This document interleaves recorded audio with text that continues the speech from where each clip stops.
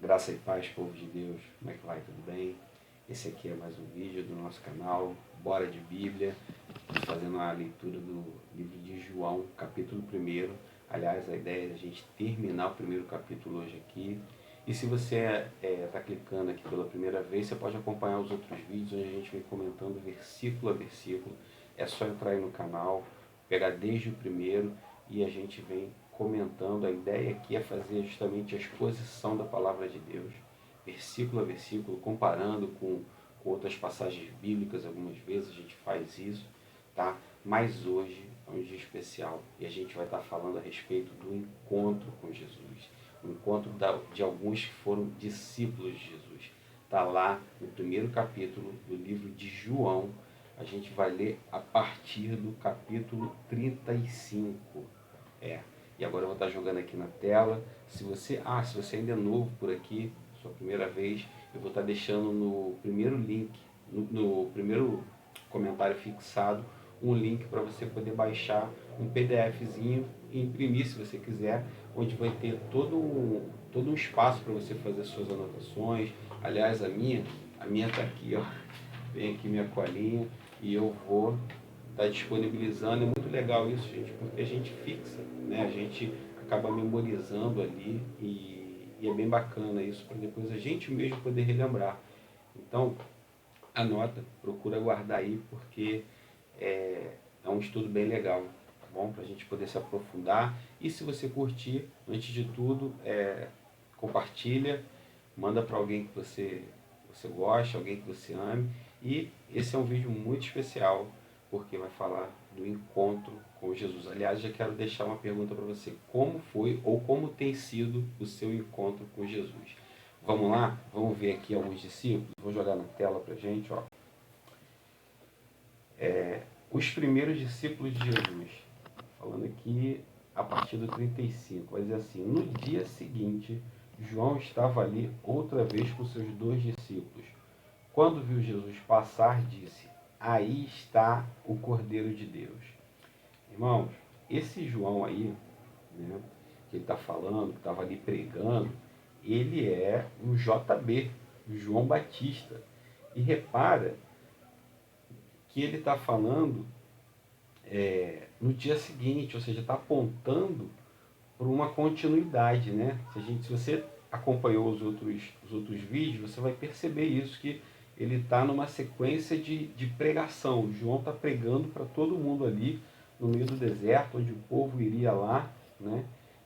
Só para ouvi-lo, só para aqueles que tinham sede de, de Deus estavam ali realmente para poder aprender, para poder conhecer um pouco mais.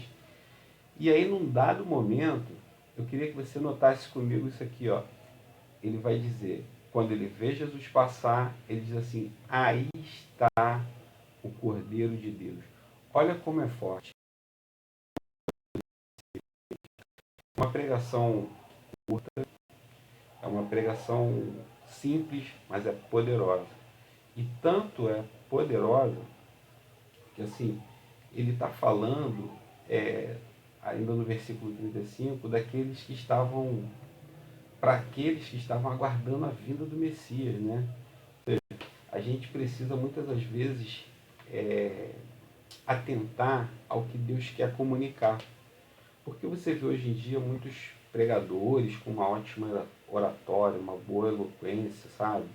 Gente que fala muito bem, mas acaba agradando muito mais a homens do que a Deus. E na verdade ali João estava para agradar a Deus, né? Se a gente for parar para avaliar o que está acontecendo, no versículo 29, ele falou exatamente a mesma palavra, a mesma frase. Eu vou voltar aqui rapidinho, só para a gente ter uma ideia, do versículo 29, para não ficar só nas minhas palavras. Aí João disse assim, ó: no dia seguinte, João viu que estava vindo na direção dele. Aí está o Cordeiro de Deus. Então, exatamente a mesma frase, exatamente o mesmo sermão, que acabou sendo um sermão curto, né? Porém, olha o efeito que ele deu logo em seguida, né? Aqui no versículo 37 agora. Quando os dois discípulos de João ouviram isso, saíram seguindo Jesus. Cara, tá falando que tinha 30, não. Tá falando os dois. Imagina que Jesus passou no dia anterior, eles deixaram passar, né? De repente, eu imagino o que deve ter acontecido na cabeça dele. Porque se João está pregando a respeito de Jesus e de repente ele não. Ele passa ali. Ué, por que a gente não vai seguir? Acho que a ficha foi cair no segundo momento.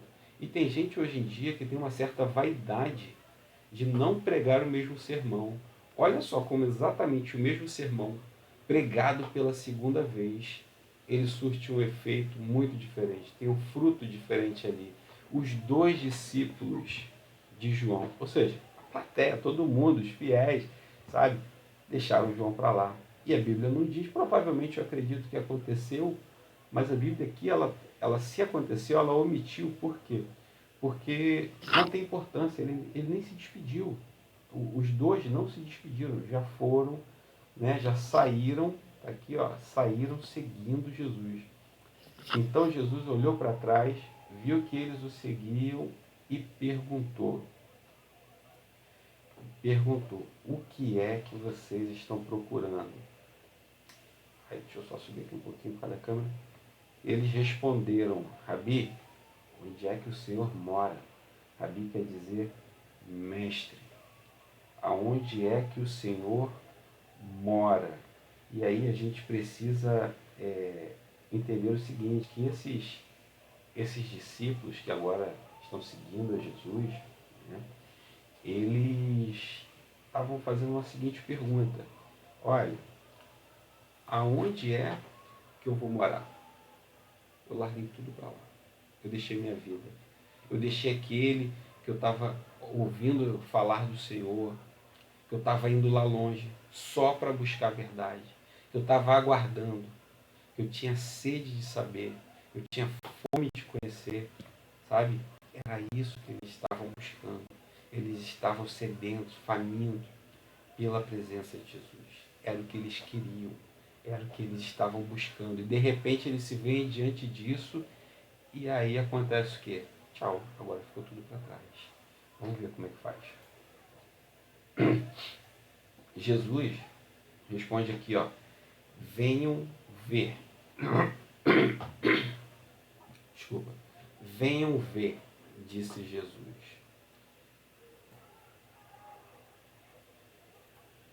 E aí esse venham ver, né? Se Jesus, então eles foram, viram onde Jesus estava morando, ficaram com ele o resto daquele dia. Isso aconteceu mais ou menos às 4 horas da tarde. Esse venham ver, a gente pode entender aqui com vem experimentar, vem sentir, vem saber o que é. Porque tem coisa, gente, que não se traduz. Tem coisa que a gente não vai conseguir fazer uma tradução muito legal, sabe? Por exemplo, quando a gente fala a respeito de um paladar, às vezes não dá para traduzir o gosto de algo. Às vezes é estranho, quer ver uma coisa? Alguém dançar com fome no ouvido, tá lá dançando, você tá vendo que tá vendo de fora, tá estranho, mas a pessoa tá embalada na música, não é? Então tem coisa que a gente tem que experimentar, tem que sentir, tem que conhecer. E é assim a vida com Jesus. Ele fala, vem. Talvez ele está chamando hoje aí você para um momento de maior intimidade, né? Assim como João disse, eis aí o Cordeiro de Deus. Eis aí, adore-o, contemple-o, né? É isso que João está falando. Olha para ele. João era uma placa viva dizendo, siga, é ele, vai em busca dele. Esquece eu aqui. Fico sozinho sem ninguém, meu serviço está pronto. Sabe? Meu papel foi cumprido. É isso que João está falando. E eu acho que é isso que está faltando. É isso que a gente precisa hoje em dia, né? Seguir a Jesus. Por que eu falo isso? Porque tem gente que se decepciona muito facilmente com pessoas. Vai para a igreja, começa bem. Daqui a pouco conhece as pessoas, se envolve em alguma coisa na igreja, alguma obra, alguma coisa, mas conhece o outro lado da pessoa que às vezes não está muito bem firme, né? Não está não tá muito legal, ainda precisa entregar essa área da vida para Jesus. E aí quer se afastar da igreja. Gente, igreja é um lugar que tem ex-mentiroso, ex-ladrão, ex-bandido, ex-tudo que é ruim. Isso aí, ex-pecador. Quer dizer, pecador a gente acaba, né, ainda continuando a ser, mas não por um estilo de vida, muitas das vezes por um acidente, percurso. Então a gente precisa entender que somos falhos, mas se a gente estiver contemplando Jesus, o negócio é diferente. A coisa muda. Não tem como a gente se arrepender, não tem como a gente encontrar um desgosto, sabe? Algo assim com Jesus. Uma decepção. Não tem como. E aí ele está falando, vem ver, vem experimentar, vem para cá. É um convite que ele faz a mim e a você hoje por um nível maior de profundidade com ele. Amém? Vamos voltar aqui.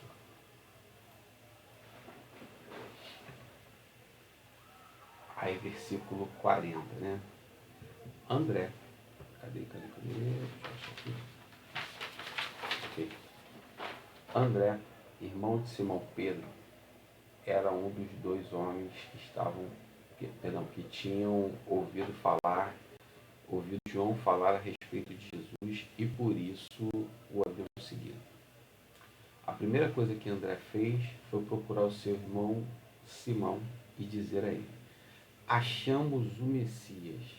Messias quer dizer Cristo. Bom, esse João aí que estava pregando, a gente sabe quem é o João Batista, né? E aí vai falar assim, era um dos dois homens que tinham ouvido João falar. Era um dos dois. Por exemplo, André era um, quem era o outro. Há uma grande possibilidade desse outro ser o próprio João Evangelista, né? Que escreveu o Evangelho, né? Então, por que isso? Porque tem outros versículos, João 13, 23, 19, 26, 19, 35, tem uma lista de versículos, a presença dele, e pelo contexto, haveria de ser ele, porque ele fala pouco de si. Quando ele fala que ele é o Filho amado, ele não fala que é aquele que mais ama a Jesus, porque senão isso seria glórias para ele. Mas ele é o Filho amado, ou seja, ele se entende como uma pessoa amada por Deus, então as glórias do amor não é dele, passa a ser de Deus. Então ele sempre tem essa questão de se diminuir um pouquinho ali, né? Ele não faz questão de aparecer, vamos dizer assim. Então provavelmente esse outro que estava com o André era João o Evangelista. E aí, o versículo segue dizendo, né? A primeira coisa que André fez foi procurar o seu irmão Simão e dizer a ele, achamos o Messias. Gente, isso aí aponta para uma comunhão com Jesus, né? André, ele é um cara que praticamente ele sempre aparece, boa parte assim, das vezes que aparece, pelo menos, não posso dizer todas, mas ele aparece na Bíblia levando alguém para Jesus. Levando alguém para Jesus. Esse é o meu e teu papel. Já parou para pensar que a gente pode levar alguém no céu junto com a gente? Hoje em dia tem uma classe de crente que eu chamo de crente egoísta, né? Um crente que, poxa, não fala de Jesus, senta no trabalho do lado de outro, mas não fala a respeito de Jesus. Será que Jesus ele fundou uma sociedade secreta, uma coisa assim? Será que é para a gente se calar a respeito disso?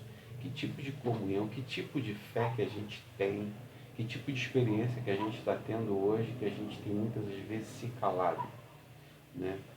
E a Bíblia vai falar muito a esse respeito. Por exemplo, Isaías 20, perdão, deixa eu voltar aqui de novo.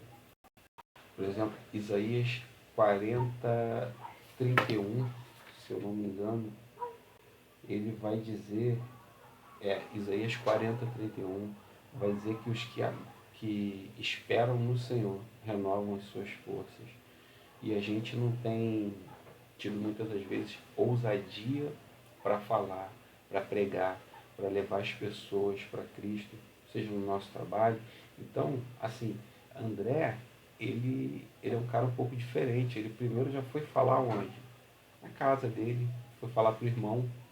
Talvez a gente poderia tomar isso como uma iniciativa interessante, porque é fácil seguir Jesus quando muita gente está seguindo ele.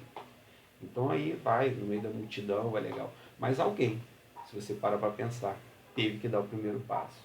Seja em casa, na sua casa, seja no seu trabalho. A gente precisa dar esse primeiro passo. A gente precisa sim anunciar o reino, porque se a mensagem não for pregada, quem vai ouvir? Quem vai para o céu? Será que o céu foi feito só para mim, para você? Será que a gente não tem esse dever moral dentro de certas condições de falar? Ou talvez até pregar com as nossas atitudes? Já parou para pensar? Vamos lá. Porque isso começa a gerar cura, isso começa a gerar vida naqueles que estão à nossa volta, né? Seja com o esposo, com a esposa, com os filhos, com os colegas de trabalho, aonde você for, você pode ser sim influência, você pode ser sim um exemplo de, de uma pessoa que vai para o céu. Uma pessoa que vai para o céu é uma pessoa pautada dentro dentro da Bíblia, né? Tem seus comportamentos ali regulados pela Bíblia, vamos dizer assim. Então, ele vai dizer assim, então André, a Bíblia vai dizer assim, então André levou seu irmão a Jesus. Jesus olhou para Simão e disse, você é Simão, filho de João, mas de agora em diante o seu nome será Cefas. Cefas é o mesmo que Pedro, que quer dizer pedra. Então a gente precisa entender aqui a esse respeito aqui da troca de nome, né? Simão, perdão, Cefas quer dizer pedra. Na verdade, esse Cefas vem do aramaico, tá? No aramaico é a antiga língua, né? Idioma, né, que eles falavam. E na verdade, assim, ela dá um sentido de cascalho, sabe? Pequena pedra, porque Jesus é a pedra viva, ele é como se fosse a rocha, algo bruto, algo muito maior. Mas ele fala para Pedro ali, talvez já pensando, talvez já conhecendo um pouco a respeito de Pedro, porque Pedro ele tinha uma certa questão com, vamos dizer assim, tipo, eu sou pecador. Tem uma passagem na Bíblia que ele fala, ah, mestre, afaste-se de mim que eu sou pecador. Daquela grande pescaria, né? Quando Jesus manda jogar a rede e tal, e depois ele fala assim, afaste-se de mim porque eu sou pecador. Então, Jesus já está dando uma palavra para ele de firmeza. Olha, tem uma promessa sobre você. Até porque a mudança de nome na Bíblia, ela representa uma mudança de natureza. Quando ela tem uma certa natureza, agora ela mudou o nome, né? Até Apocalipse 2,17 vai falar isso também, a mudança de nome, né? Daqueles que vão estar indo para o céu. Então a gente aponta para isso, mudança de natureza. Porque um verdadeiro encontro com Jesus, ele provoca uma mudança na gente. Ele precisa mudar alguma coisa. Quando a gente está em Cristo e ele não muda as nossas atitudes, nosso comportamento, na verdade a gente está sendo falha. A gente está recebendo Cristo e não permitindo que ele faça as mudanças necessárias na minha e na sua vida. E depois vai esperar o quê? Um dia a gente vai morrer. Um dia a gente vai estar frente a frente. Seja para condenação ou seja para a glória eterna. E aí? A gente que tem a palavra, a gente que tem o conhecimento, a gente que está se envolvendo com Cristo, como é que vai ser? Adianta o quê? É só conhecimento ou é mudança de vida? Isso a gente precisa refletir, não é? Bom, aí aqui Jesus chama Filipe e Natanael. Vamos lá. No dia seguinte, Jesus resolveu ir para a região da Galiléia. Antes de ir, foi procurar Filipe e disse: venha comigo. Filipe era de Betsaida, de onde eram também André e Pedro. Filipe foi procurar Natanael e disse: achamos aquele a respeito de quem Moisés escreveu no livro da lei, sobre quem os profetas também escreveram, é Jesus, filho de José, da cidade de Nazaré. E aí então a gente precisa anotar. E aí aqui, irmão, Jesus vai, a Bíblia, né, vai mostrar uma continuidade, né, no dia seguinte. Mais uma vez, no dia seguinte, ou seja, Jesus está passando, Jesus está fazendo ali, na verdade, um outro convite. Está falando para Filipe, né, antes de ir para Galiléia, está dizendo: venha comigo. Venha comigo. Que convite é esse? Será que Jesus está querendo falar com você? Vem comigo. Larga o que você tem. Vamos andar junto. Vamos fazer junto essa caminhada. E você vai ver que algo novo aí vai acontecer. Porque se a gente olhar para a Bíblia, né, Filipe ali, logo em seguida, ele já se torna um missionário, né?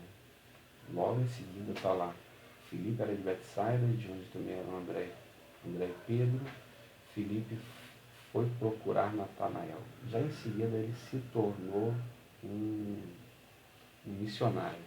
Mas antes, é interessante que Jesus não foi lá à toa. Se a gente olhar naquela passagem de Zaqueu, Lucas 19:10, né, vai dizer para a gente que Jesus ele veio buscar e veio salvar. Então Jesus fez isso com Filipe. Jesus fez isso com Filipe, ele veio buscar e ele veio salvar. Tem inclusive uma teoria teológica, tá? Não dá para afirmar, mas alguns teólogos vão dizer que Natanael é o apóstolo Bartolomeu, porque ele aparece junto com Filipe, sempre junto com Filipe, né? Como se fossem os melhores amigos, tal, já se conheciam, andavam juntos. Então, há uma teoria de que ele era o apóstolo Bartolomeu em função disso, né? Depois da ressurreição, como companheiro de Pedro, Tomé, Tiago, João e mais dois, né? Possivelmente Natanael foi aí também discípulo de João. Então, se a gente parar para analisar, a gente não encontrou Jesus, né? Na verdade, ele é que veio ao nosso encontro e certamente é até uma questão um pouco complicada dizer que a gente aceita Jesus. Na verdade, ele já nos aceitou, ele foi nos buscar, né? Porque se a gente fala, eu aceito Jesus, parece que ele é um Deus fraco. Nessa história que o pecador sou eu. Parece que ele é um Deus desesperado, sabe? Está se oferecendo. Não, não. É a gente que é o fraco, a gente que é o caído, a gente que é o necessitado. Poxa, e ele veio me buscar. Quem sou eu para dizer não? O Todo-Poderoso, aquele que criou os céus e a terra, né? O Deus Criador, a gente viu isso no primeiro vídeo, lá no início do capítulo, sabe? Então, realmente é complicado, porque ele que nos aceitou, ele que veio nos buscar primeiro. Agora, isso implica para mim e para você uma reação. Você aceita? Você quer mudar de vida? O que é que você tem buscado com Jesus? Por que você está buscando ele? Qual é o seu motivo? O que está te levando a verdadeiramente estudar, a querer conhecê-lo? Qual é essa razão? Sobre isso a gente precisa refletir um pouco.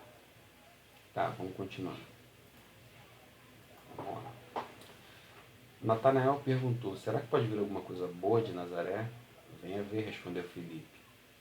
Quando Jesus viu Natanael chegando, disse a respeito dele: Aí está o verdadeiro israelita, um homem realmente sincero. Então Natanael perguntou a Jesus: de onde o Senhor me conhece? Jesus respondeu: antes que Filipe chamasse você, eu já tinha visto você sentado debaixo daquela figueira. Então Natanael exclamou: mestre, o Senhor é o Filho de Deus, o Senhor é o Rei de Israel. Então então Jesus respondeu: você crê em mim só porque eu disse que tinha visto você debaixo da figueira? Pois você verá coisas maiores do que esta. Eu afirmo a vocês que isto é verdade. Vocês verão o céu aberto e os anjos de Deus subindo e descendo sobre o Filho do Homem.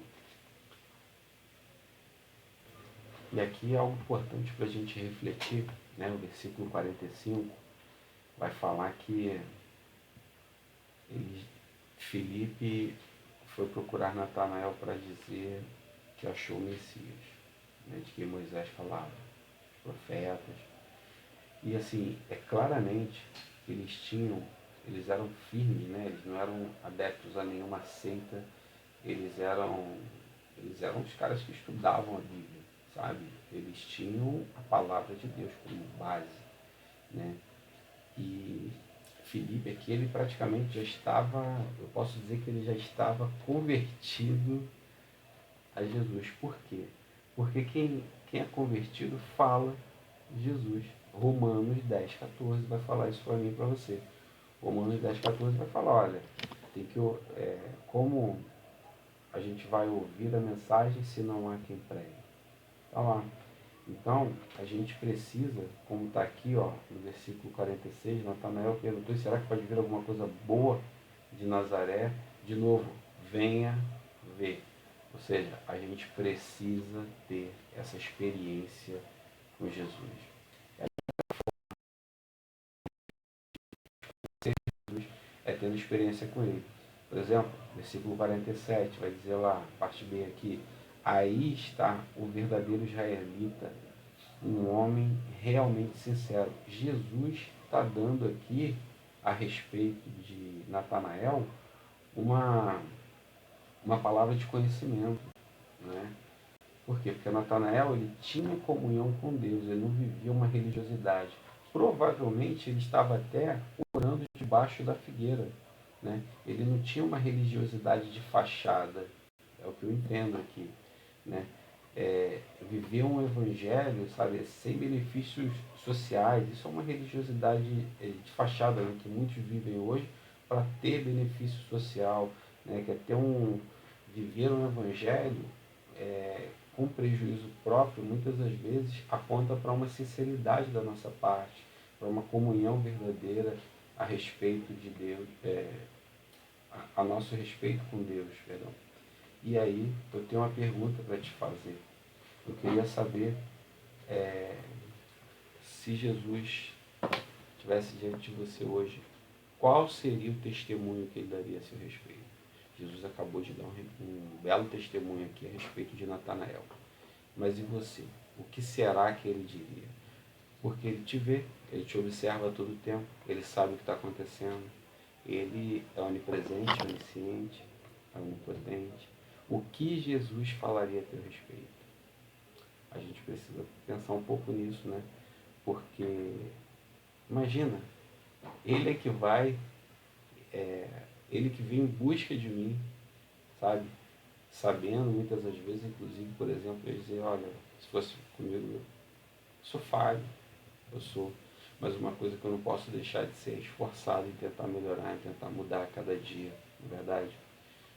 Porque essa figueira ali, segundo Mateus 21, do 18 ao 22, ela aponta para o povo de Israel. Né? A parábola da figueira, ela aponta para o povo de Israel. E aí, quando Jesus fala a respeito dessa figueira, a gente vê o seguinte: uma das reclamações dele, uma das acusações dele a respeito da figueira, a respeito do povo de Israel, é que ela tinha flores, mas não tinha fruto, tinha muitas folhas. E a figueira, ela primeiro dá o fruto, depois as folhas. Então, como é que Aquela figueira não tinha flores. Ela era uma árvore de aparência, ou seja, a falsa religiosidade, ela vive de aparência, né? Não tem fruto. E aí, se Jesus olhasse para mim e para você hoje, que fruto ele encontraria? Será que ele encontraria uma figueira só de flores, só com folhas, sabe? Tem gente que gosta, eu particularmente não gosto muito, mas um terno, uma gravata, uma roupa, uma Bíblia debaixo do braço, olha aí, está o crente, a varoa de saião, tal, toda elegante, mas aí por dentro. E cadê o fruto? Né? Cadê o fruto? Porque como é que o fruto... Você já viu? Para pensar, como é que a árvore dá fruto? Será que ela se esforça? Você vai lá fora, você escuta uma árvore gemendo assim, quero dar um fruto. E não consegue. Ela foi feita para dar um fruto. Por exemplo, a figueira vai dar o figo, né? A bananeira vai dar banana, enfim, laranjeira, laranja. Ela não tem como dar outro fruto. Então, se Jesus, né, se a gente está ligado, ele que é a verdadeira figueira, se a gente está conectado nele, qual é o fruto que a gente vai dar? Um fruto do reino, né? Um fruto do nosso comportamento, mudança. A gente precisa, e é natural, a árvore é natural. Sabe qual é a história do fruto? O fruto é o seguinte, é algo que a gente gera em benefício para outro. O fruto é algo que é obviamente agradável a Deus, mas que a gente gera, que a gente produz, que é em benefício de outro. A árvore não come do próprio fruto, a árvore não se alimenta do próprio fruto. É assim que funciona. O fruto é isso. No reino de Deus é isso. Né? Então, e o que a árvore tem que fazer? Basta ela estar ali, em terra fértil, basta ela estar, né? A gente que é o ramo dessa figueira, basta a gente estar conectado, basta a gente estar ligado, né, em Jesus. E o fruto vai acontecer naturalmente. Vai acontecer. Precisa acontecer. Né? Para onde é que você tem olhado? Quando a gente olha para Jesus, é como se a glória dele se resplandecesse em nós. Tipo, a lua ela não tem luz própria, mas à noite a gente consegue ver. Por quê? Porque o sol reflete na lua e torna ela iluminada. Assim a gente também. A gente não tem luz própria, mas quando a gente está na direção certa, a gente consegue a iluminação divina. A gente consegue essa luz de Deus em nossas vidas. Né? Amém? Vamos voltar. Cadê? Onde foi que a gente parou? Ah, tá. Não, eu já tinha lido, né? Então, Natanael aqui no 49, ele reconhece a divindade de Jesus, porque recebeu uma palavra de conhecimento. Ou seja, ele recebeu uma revelação, né? E ali no final, nos 50, vai falar que todo Jesus fala, né, que vocês verão o céu aberto e os anjos de Deus subindo e descendo sobre o Filho do Homem, ou seja, sobre ele mesmo, sobre Jesus. Isso aí é uma aponta para uma simbologia lá do Antigo Testamento, quando Jacó teve um encontro com Jesus. Ele viu a escada, tal escada de Jacó que a gente fala hoje em dia, onde os anjos subiam e desciam. Pois é, ela é Jesus que estava lá. Era de Jesus que foi com Jesus que Jacó teve o seu encontro, mesmo no Antigo Testamento. Né? Foi com ele. E agora, eu queria te fazer umas perguntas. Por exemplo, como é que foi, ou como está sendo, para a gente refletir sobre isso, o teu encontro com Jesus? Por exemplo, a gente tem na Bíblia um encontro do salvação, né, quando a gente fala do ladrão na cruz, ali naquele último momento, ele fala, Senhor, quando entrares no teu reino, lembra-te de mim. E aí Jesus fala para ele, em verdade vos digo, que ainda hoje estarás comigo no paraíso. Ou seja, ele teve um encontro, ele foi salvo. Até o último instante, a gente tem essa chance, tem essa oportunidade. Né? Mas a gente precisa de ter fé, a gente precisa de acreditar verdadeiramente, conhecer ele, né? Porque a fé vem através de conhecer, né? Conhecer a palavra de Deus, ela gera essa fé na gente. Então, a gente, a partir daí, crendo que ele é o Filho de Deus, crendo que ele é o Deus vivo, melhor dizendo, o Filho é na natureza humana, né? Mas ele é o próprio Deus vivo, o próprio Deus Criador, a gente já viu isso aqui no primeiro vídeo. Então, isso vai naturalmente provocar uma mudança. E o Evangelho de João é isso, ele provoca uma mudança. A gente ou aceita, ou se rende, ou rejeita de vez, aí dá uma, não sei o que rola na cabeça, mas ele nos constrange. A forma que João escreveu, ele nos constrange a nos dar uma resposta a respeito de Jesus, né? Porque ele tende a mudar nosso caráter, né? Ele tende a realizar curas, né? E João vai falando através de sinais, sabe? Tem gente que muitas das vezes vem de outras religiões, né? E quando é confrontado, ou vai se converter ou vai voltar para lá, porque os dois não tem como.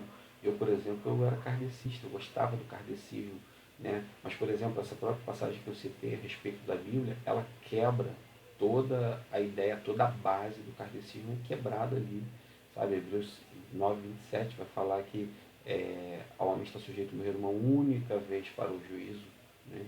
Então, assim, hoje a gente acredita de fato, né? Ou Jesus muda de fato a nossa vida, como mudou o mundo há 2000 anos, né? Ou a gente vive perdido, vive em trevas, vive por aí, sabe? É, qual é, qual seria então o motivo de que você verdadeiramente veio buscar a Jesus?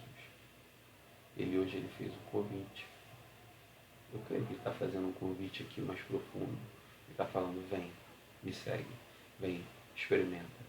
Eu posso te dizer, posso te garantir, se você for, você não vai se arrepender. Jesus é o caminho, é a verdade, é a vida. Amém? Que Ele te abençoe, que você busque essa intimidade com Ele. Se você não quiser, você não segue, mas pelo menos busque. Porque, olha, andar nas trevas é muito ruim. Você vai bater em tantas quinas aí da vida. Imagina um quarto escuro, você começa tateando as coisas. Pois é, a gente não tem certeza por onde está. E a palavra de Deus, ela é lâmpada, ela é luz dos nossos pés, para onde a gente vai colocar nossos pés, para onde a gente vai firmar nossa caminhada, sabe? Então, andar com Jesus é isso, é ter experiência, não é viver livre de provações, sabe? Jesus não prometeu, venha, vamos ser prósperos, venha, eu vou mudar a sua vida, você agora vai ter riqueza. Jesus não prometeu nada disso, nada. Muita gente prega por aí a teologia da prosperidade. Cuidado, isso não é verdade, isso não é Bíblia. Aponta um apóstolo, um discípulo de Jesus que, não, esse agora é o tal. Depois que conheceu Jesus, o cara prosperou. A gente tem que ter certeza de onde está o nosso coração, porque ali, como disse Jesus, está o nosso tesouro. Amém? Que você possa encontrar seu maior tesouro, Jesus. Ele te espera. Amém? Fica com Deus. Deus te abençoe.